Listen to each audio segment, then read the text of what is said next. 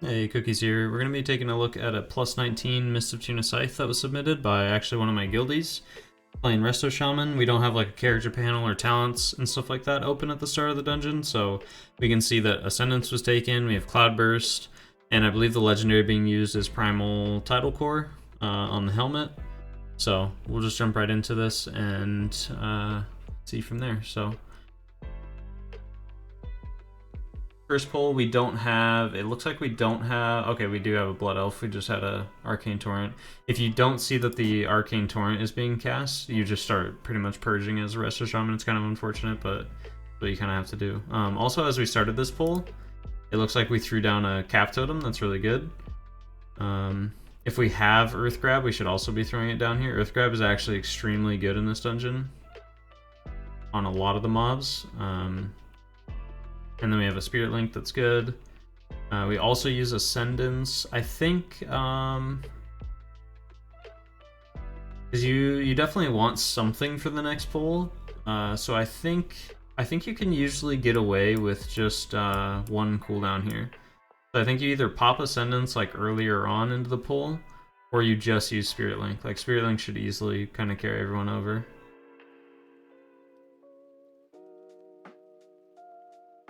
And I think Earth Grab would help a lot too, because it basically prevents one jump from each of the ads if you take Earth Grab. And instead of using like Ascendance plus Spirit Link here, you could use like Healing Tide plus Spirit Link, but it's kind of hard to tell. But like here, like the pull's over and you still had like 2 seconds of Ascendance left, which just isn't super ideal. So if you're using like your Necrolord ability, I think, did we have a Cloudburst going into that as well? No, we didn't. Okay, so this is how we fix this. So just to make sure we have, like we want one healing cooldown for this pack over here because this pack is super deadly, or at least it can be, depending on how much your group used on this. If you're doing these separated instead of together, like if you do these two together, yeah, you just pretty much almost use everything. But we should be throwing Cloudburst like as soon as this pull starts. We should already have Cloudburst down so that it's building up. You could use like your Trinket, you could use, just Ascendance like I mentioned, or just Spirit Link. And then yeah, with a Cloudburst, and then with Necrolord ability, I don't see Necrolord ability cooldown anywhere here, so... Or maybe is it up here by the Trinket? Is that where it is? I can't tell. We'll look at it in a little bit. But yeah, definitely have a Cloudburst going in there, and that would have easily carried that entire pull. And then here again, like we go into this pull here, we should already be, we have a Flame Shock that's good, like we're using important abilities first, but we should be throwing down Cloudburst. Like we're just sitting on 2 Cloudburst totems since the dungeon started like a minute and a half ago. There's our first Cloudburst, and then you don't have a focus kick macro. It looks like you're just kind of targeting stuff to interrupt it. I think that's fine, but you should really try to get in the habit of getting a focus macro. So you just have like for instance, for me, I have it to where if I control F, it will focus something, and then I can target other stuff. So I can like focus one of the harvesters, but then I can target the villager and like focus my lava bursts and chain lightnings and flame shocks into the villager rather than the harvesters because they have such low HP. And then I can still interrupt the harvester by just pressing, like, I do Control R instead of R for my interrupt. So like R is my targeted interrupt, and then Control R is my focus interrupt. So setting up like a focus kick is definitely good. And then here again, like it's towards the end of the pull, but we're still sitting on 2 Cloudbursts. Like we should just be dropping this because instead of spending all this mana healing the group, we could just have Cloudburst down and have like some Riptides going and not have to press Healing Surge so much. Because we're pressing Healing Surge with like no Tidal Waves charges, and we have Riptides available, and we have Cloudburst available. So it's time that you could be doing damage essentially to that pack instead of having to feel like you constantly have to press Healing Surge over and over. And here I would definitely be drinking. I wouldn't even be worrying about the plants at all right now. Looks like we're looking around for food maybe, or we're kind of scared to skip. I can't really tell, but like this whole time we were just standing still. And we didn't even go collect a plant, or it looks like we're trying to. We could have just been drinking this entire time and been full mana by now. And got a plant. Luckily they leave the close one for you, so that's good. Okay, yeah, so our Necrolord ability's right here. Cool. This is another pull where I would want to see, because you have a warrior, you have a rogue, and you're standing pretty close, and the mage is standing pretty close to melee. So this is where you should have healing rain down. Again, cloudburst. Like this is a repeating thing that we're seeing is we're not dropping cloudburst. We're also not using our trinket at all. We're at least where's the timer? We are. It's hard to tell a little bit, but we're at least like a couple minutes into a few minutes into the dungeon. We haven't used our trinket. But it's only a 3-minute cooldown, so we should definitely be pressing it. There's our cloudburst, but again, it's super late, so we're pressing it super late, like once the group already is in need of healing, that by the time the pull's over, you've already pressed healing surge so many times that the cloudburst, like, it's not really that impactful. And then we're already out of mana on this pull again. We're still casting healing surge. Instead of using these healing surges and healing waves, we should be just casting these riptides and again casting cloudburst. Like we're about to have a second cloudburst, and now this cloudburst is just going to sit on 2 charges again. So we really want to overuse cloudburst almost. Like you should almost be sitting on 0 charges most of the time, and just be pressing it constantly because it's so good. And same thing with healing tide. Like we haven't pressed healing tide once this whole dungeon. Just use these things so that you don't have to sit here and spam, you know, single target healing into people. Especially on this pull here, like this is definitely where we drop healing tide. We have a cloudburst ready.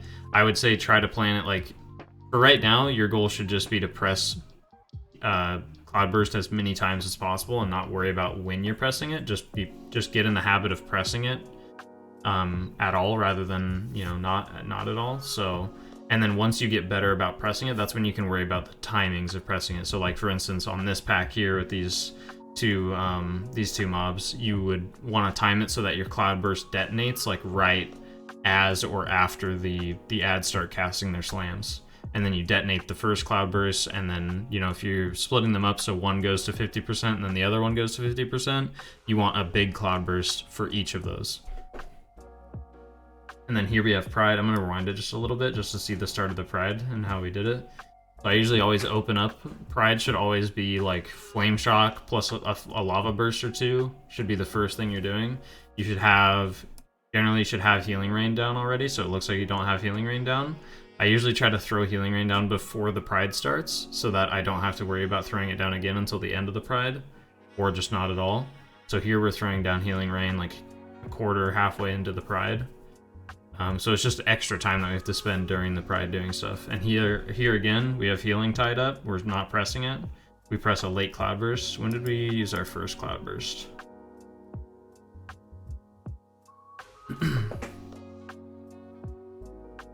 And this is where, again, like we should already have a Cloudburst down because we're sitting on 2 charges, so there's no reason not to. We don't press the Cloudburst until the Pride's at 80. That already kind of puts us a little bit behind. And this is where, like, once you get into like 20 keys, this is gonna punish you so hard. Like you 100% wipe every time that you make a mistake like this. And then here, like our Cloudburst detonates, okay, that's good. We immediately throw down another Cloudburst. And then we refresh our Healing Rain, which should have been, you know, started at the very beginning of the Pride. And then this is where Necrolord ability definitely comes into play. There's our Necrolord ability right there with a Healing Wave. That's good. Good heal on the group. But Healing Tide would have carried us so much more in this Pride, and we could have done, you know, a little bit more damage, or just it's just the fact that it's not being used, that it needs to be used on something. Same thing with the trinket. Like we have this really powerful trinket that when we activate it, it's gonna buff our healing, our damage, like it's gonna give us a bunch of benefits for free.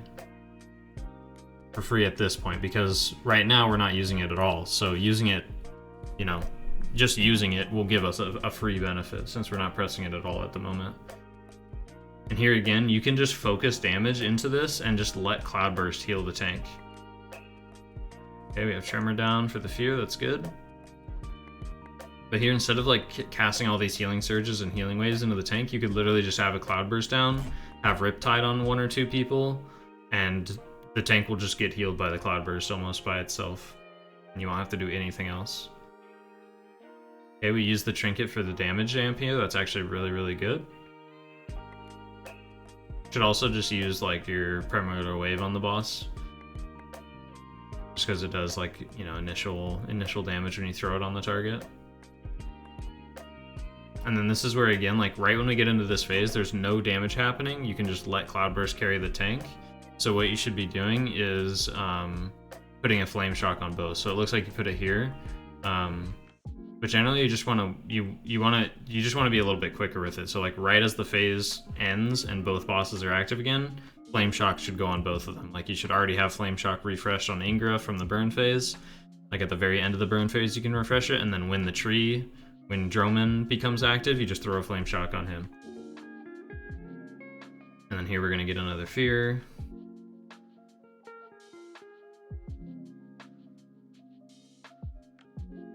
Here again, we're sitting on 2 Cloudburst charges, so that's like the major, takeaway. The repeated thing that we're seeing happening in the dungeon is not having Cloudburst, or not using Cloudburst, I should say. Here we're helping with damage again, that's good. Boss goes down easy, but that could have been like an easy one phase. Not necessarily if we played better, but it's just like little things like that is what's gonna add up. Just like doing more damage to Droman during the first phase means that your DPS, potentially don't get feared and it messes things up or anything like that. Now the maze is going to be really interesting to VOD review because healers should definitely be, you should try your best to be on top of solving the puzzle. So it looks like we're running around solving the puzzle now. So you actually don't have to solve the puzzle here.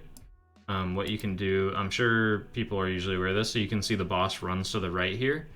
If you mark her, you can actually see her twice. So you can see her what the first 2 doors she goes through is. So we can see that she runs to the right, and then if you put a marker on her, you'll see the marker through the door. Or you could just look over this wall, you could kind of see her moving, but now we lost sight of her, so we don't know where she went second. I believe she went straight from like the way that she was running, but it's hard to tell.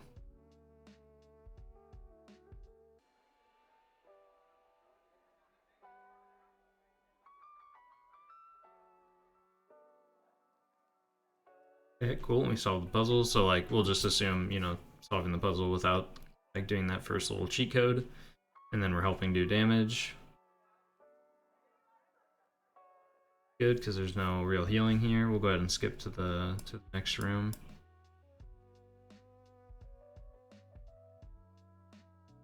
And then here we see our team run by this one, so we shouldn't have to run by it. Like, see how we stop here and look at this one? We should have just already seen our team run by it and kept an eye on that. So like they're all standing here by it, boom, empty leaf. Unfortunately, we're using like the weak aura, or yeah, the weak aura, which is totally fine, but it does mess things up a little bit. Like, see, now you had to like adjust the weak aura because you guessed wrong and whatnot. Here you should be refreshing Earth Shield on the tank before you leave. Yeah, those bites are gonna hurt in a 19.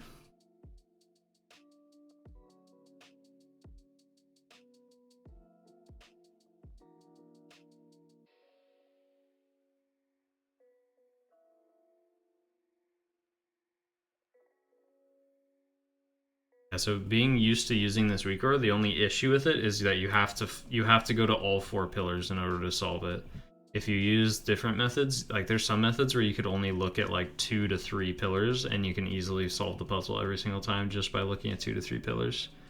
So maybe finding like a more efficient way to solve the puzzle faster it'll significantly speed up your missed runs. Like it could be the make or break in a lot of groups. And also I would recommend keybinding a marker, like a world marker on the floor that you could put down just to mark the correct answer so that people aren't looking around like wondering if you solved the puzzle or not. And then once you do run through the door, like they still have to figure out where you just went. So just throwing a marker down just kind of directs the group a little bit faster and streamlines everything a bit more. Here again, we have someone standing right next to the pillar, so we should already be like, if we're going to use the weak aura, we should already be clicking that and then moving to the next one. Like, see, we walk up to see the thing when we didn't need to because someone else was already standing next to it earlier. We just weren't really paying attention when they were standing next to it.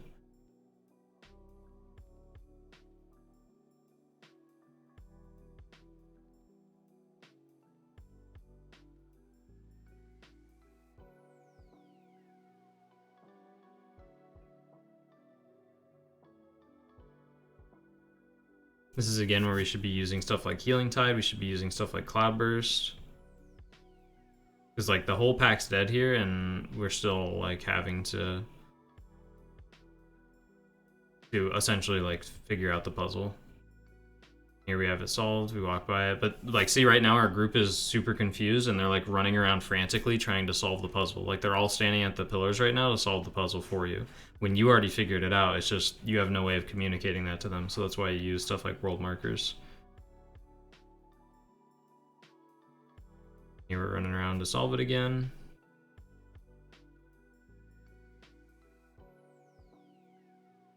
And this is where, again, we throw down Cloudburst, we put a Riptide on the tank, we keep Earth Shield on him, and then we don't have to do anything else. Like, we can just run around and solve the puzzle and not have to, like, feel like we have to keep pressing Healing Surge on him over and over. You should also just try to get in the habit of, like, Flame Shocking and using Lava Surge procs while running around and doing the maze. It's all, you know, it's all a lot to, like, you should be doing this, this, this, this, this, you should solve the maze differently. Like, there's a bunch of different things, but this is... The biggest thing in Mist is, as a healer, is the more you can streamline this whole like maze experience for your group, it's gonna cut down on so much time, because this is what takes up by far the most amount of pug time. Like just the amount of times you're having to run back and forth and like re-click on things because you forgot which one it was or anything like that. So even if you're gonna use the weak aura, it's totally fine, but maybe finding out how to solve the puzzle yourself without the weak aura will help, because then you can use like the weak aura and your own knowledge to, you know, to an advantage, rather than like just fully relying on the weak aura.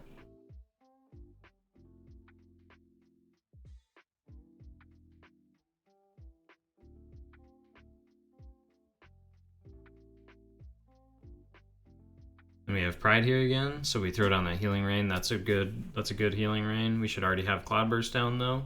Should also be using these 2 Riptide charges that we have that are just still not on cooldown. Still use the other Riptide charge, because now what's going to happen... Okay, that's good. We used the Riptide charge.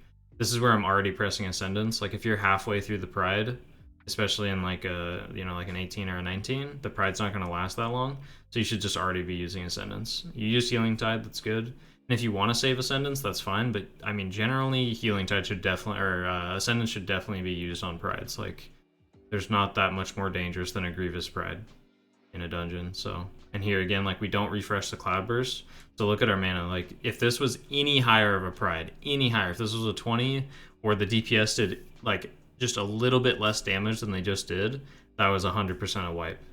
So you just get punished super hard if you don't press the right buttons.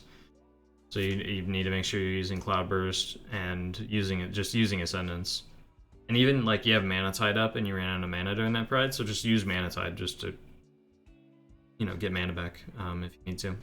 We also have had Spirit Link available for a long time, and that's another thing we can do here is, like, when the tank's tanking these mobs and we're trying to run around solving the puzzle, just throw Spirit Link on top of him. Like, we're holding too many of our big cooldowns when we should just be casting them, because in a dungeon environment, like, you're gonna have so many instances where you can cast these big cooldowns over and over and over in different scenarios, because every pull takes a good, like, minute or longer in a dungeon. So that means, like, every other pull or every like third pull, you're getting your cooldowns back up from when you used them last. So it's really not that big of a risk to just press buttons, like to just press Spirit Link on the tank while you're solving the puzzle, to just press Ascendance while you're doing Pride. Like, if you press Ascendance on that Pride back there, it would already almost be back up at this point. Like, after this pull, it'd probably be up again. And that's, like, instead we just hold on to it and do nothing with it. And once we are able to get in the habit of using these cooldowns more frequently, that just adds more damage. Like, instead of healing the group here, you could just throw down a Spirit Link or a Cloudburst or Ascendance and just be doing damage to the group, like doing damage to the mob, rather than sitting here like spam healing everybody and feeling like you're just constantly in this like healer mode essentially. So definitely utilize cooldowns a lot more. And just the amount of times we're sitting on 2 Cloudbursts is definitely a big issue when it comes to Resto Shaman and Mythic Plus, because Cloudburst is so much of your healing. It is so much of your healing if you use it properly.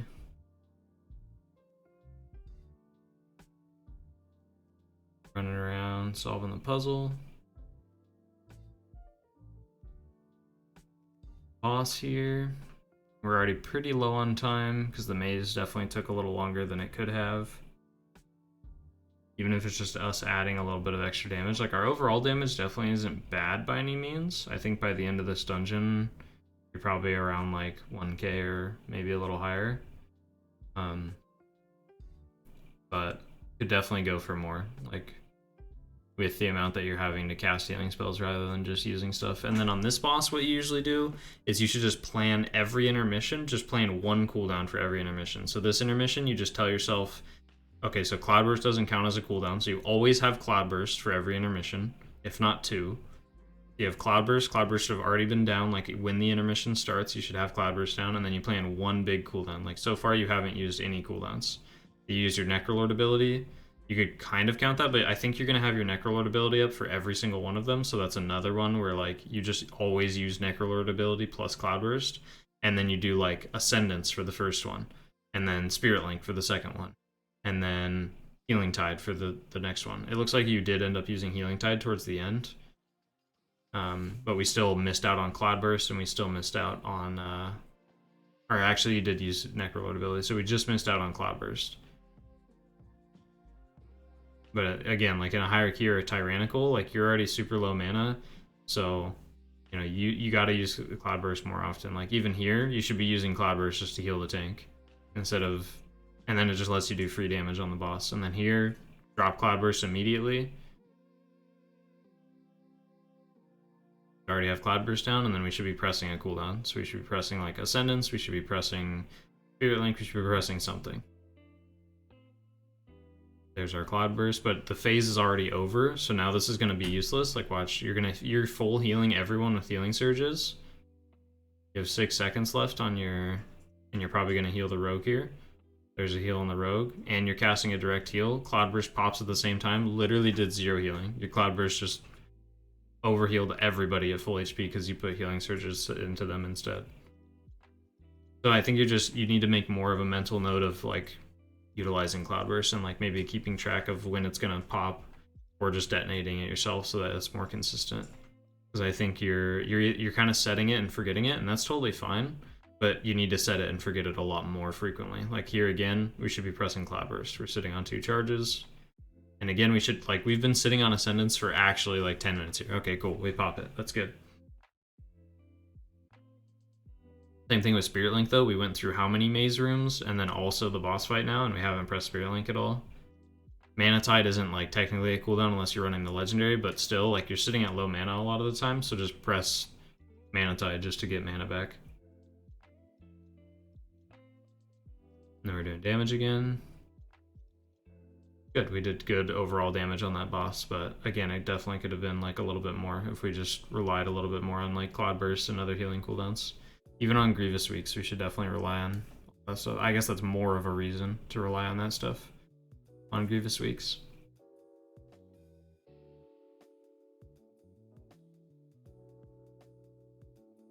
And then, like, here, as we start these fulls, like, the tank goes in, you know, we're healing him up a little bit. Right here, we should just already be throwing a Flame Shock on something. Even if you're not going to press Lava Burst, that's totally fine. You don't even have to use Lava Surge procs, but press Flame Shock almost as often as you can. If there's ever free moments or gaps in healing, you just throw out a Flame Shock, because it just throwing out Flame Shock alone will add so much damage to the overall dungeon. Like here, you throw Flame Shock, but this Staghorn's going to die when this Flame Shock has, like, you know, 5 or 6 seconds left. It had like 7 or 8 seconds left, actually. And then here again, we throw down a Healing Rain. That's a very good Healing Rain, but we should already have Flame Shock on him. Cool, we Flame Shock, that's good. Do we have Cloudburst down? There's our Cloudburst. A little bit late. Definitely could have used it earlier, but that's okay. At least we get it down. This is where I'm definitely pressing Healing Tide because I know that I'm low mana. You should be pressing Healing Tide here. We're going to have Cloudburst detonate here in a second. Should also be throwing down Mana Tide. We should immediately throw down another Cloudburst. There should be no hesitation. As soon as Cloudburst detonates, we throw down another one. There it is. A little bit of a delay again, but that's okay. We throw down Healing Tide. That's really good. Use our Necrolord ability. This is where I'm probably popping my Trinket for stats to help out. There's a Spirit Link. That's okay. That's good. Could have been used a little bit earlier. Again, like we're using everything so late and reacting to everything, and here we're out of mana completely. And we end up dying when we're probably gonna have multiple people die here. When we could have just Mana Tide, like we could have relied on Cloudburst a little bit more, and we could have not ran out of mana by doing all that stuff.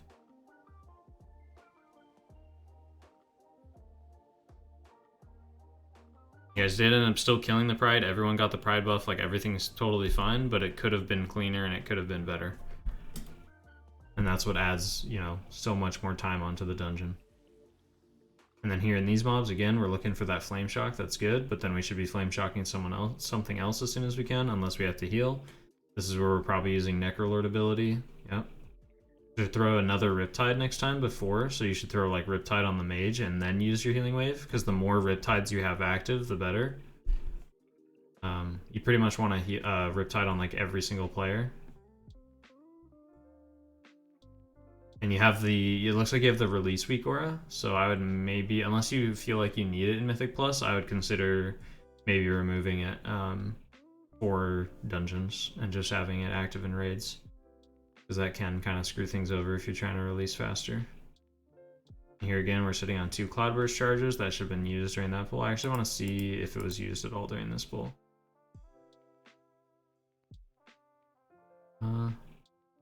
No, it looks like we sat on 2 charges the entire time. So like here we're on 1 charge, and then we wipe, and we're fighting again.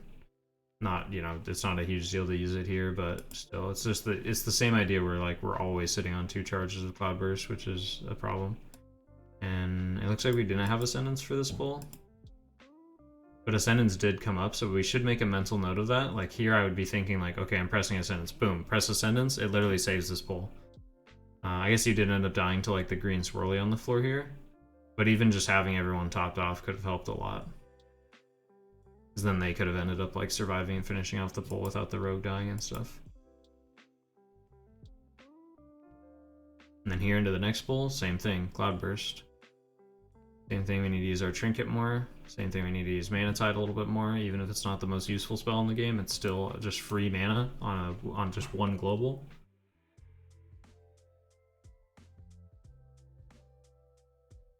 Skip ahead here, here's a Pride spawn that we get. This is a really awkward Pride timing, so we'll see how this goes. This is where you definitely need to be aware, and you need to go, okay, I'm gonna have to use a lot here. So here I would be popping, we have Cloudburst detonating, I'd immediately press it again, so we immediately need to press Cloudburst again, that's good. We maybe throw down Healing Rain in melee. We throw down Healing Tide for sure, we should already be pressing it. Especially on Grievous, we need to stay ahead of Grievous rather than falling behind and then reacting to it. There's Ascendance, that's a very good Ascendance. Still, we're sitting on Cloudburst and we haven't used it yet. That Cloudburst needs to be used, there it is, that's good. We use our Necrolord ability with the Healing Wave. But here again, like we need to already be pressing Healing Tide because it would just help us keep everyone topped off, especially the harder and harder this Prideful gets. There's our Healing Tide, that's very good. And then here you're just spamming Healing Surge, like you're literally just spamming Healing Surge. Cool, that's awesome, good.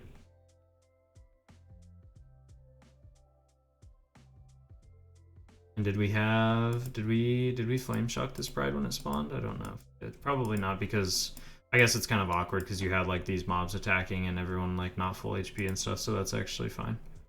But if you can find time to fit in a Flame Shock, then it definitely helps, but obviously it's not always going to be ideal. Then we have last boss here. So when we go into the last boss, we Flame Shock, we're doing damage, that's good. Looks like we throw down Cloudburst right away, that's also good.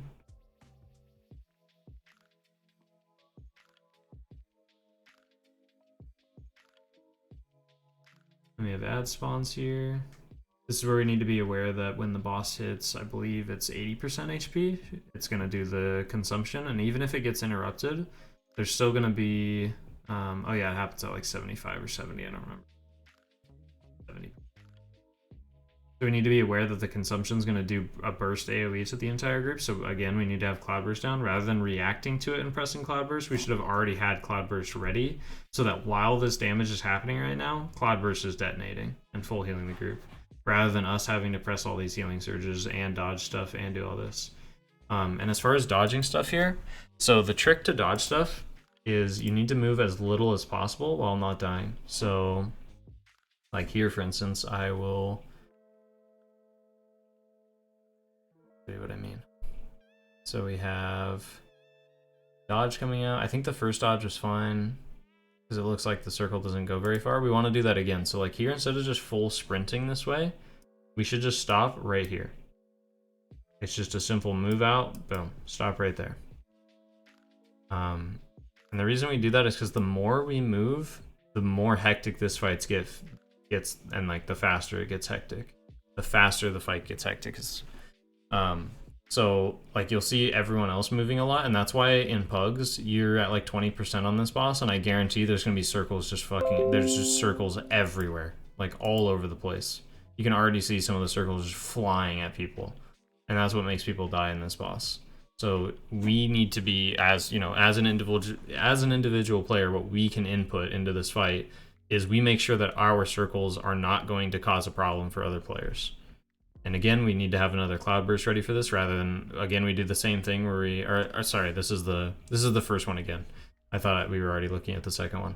But again, we're trying not to react with cloudburst, we're trying to use it earlier. Here again, you sprint off super far to dodge those circles, when all you really needed to do was go from where you are to, you just watch where your last circles go. You just go from where you are to right here, and you just stop right here, because none of the other circles are flying into you, I don't think. So we'll go ahead and play this and just double check. Yeah, no other circle. This circle is going up this way. We have like this is going this way. We have these going this way, and all the other ones are like way off here. So this whole spot right here is clear. This spot over here is also clear, so you could have just moved like that, or moved like that. I know that's a bunch of arrows everywhere, but we just move like that, or we move just straight down, rather than going like this and going all the way over there. So definitely being more mindful of how much you move, because every time you move further, you're just making it harder on the next time. The farther you move each time, the next dodge is going to be significantly harder, especially if everyone in your group is doing that, which you should be assuming in a pug. Everyone's going to be doing that. And dodging 5 flying swirlies is a lot harder than 4, sorry. So here again, we're falling behind in a hierarchy. We would definitely be punished for this. This is where I would definitely just interrupt the boss though, rather than trying to out-heal it. Here again, we full sprint away and just like move wherever we possibly can. Need to be more mindful of where we're dodging when we had tons of room in front of us to just barely move and then stand still. Still sitting on 2 cloudbursts. So really the takeaway from all this is definitely press cloudburst a lot more, and just don't be afraid to press your cooldowns. Press Spirit Link, press Healing Tide, press Ascendance more often. Just use them. It's better to make mistakes by using your cooldowns too much than not using your cooldowns enough, because in hierarchies, those like okay situations where you're barely making it through, those just aren't going to work out. And now like see how much harder it is to dodge everything, because we're not like creating a consistent pattern on the floor for ourselves. So like the circles are just everywhere and we don't know where to go. So that's what we got to be mindful of. And then try not to stand by other players, just because there's 2 reasons you don't stand by other players. One is the mind link, and then the other one is dodging all this shit. Like it literally makes it impossible. So you should be like running over here to this side of the boss where all the clear stuff is, because everyone's just packed in this corner. And that's the other thing you can always do, is you can always, like, worst case scenario, run through the boss when you have it. But yeah, then you guys finish trash after this and skip the last pride, and that is that's the key. So hopefully this little review helped, and if you guys liked watching this video and would like your own VOD review, then definitely check out my Patreon, and also feel free to send me a DM on Discord. I usually try to help out everybody either way, but Patreon's the best way to get like a consistent basis of ways to get reviews and stuff like that, or one-on-one chats with me and whatnot. But like I said, I will do my best to talk with everyone and help everyone, whether or not you are supporting through Patreon, because I just enjoy helping people. But yeah, if you guys would like to see more videos like this in the future, if you want to see me do some VOD reviews of like lower keys, higher keys, or you just want to see more VOD reviews because I haven't done that many on my YouTube, then definitely let me know. I can also do stuff like log reviews for like viewer submitted log reviews and stuff. So let me know what you guys think. Let me know in my Discord, DM me, or just leave a comment on this video. And thank you to Beastoid and from my guild for letting me take this clip and using it to do a VOD review. So have a good day. Thank you guys for watching again. See you later.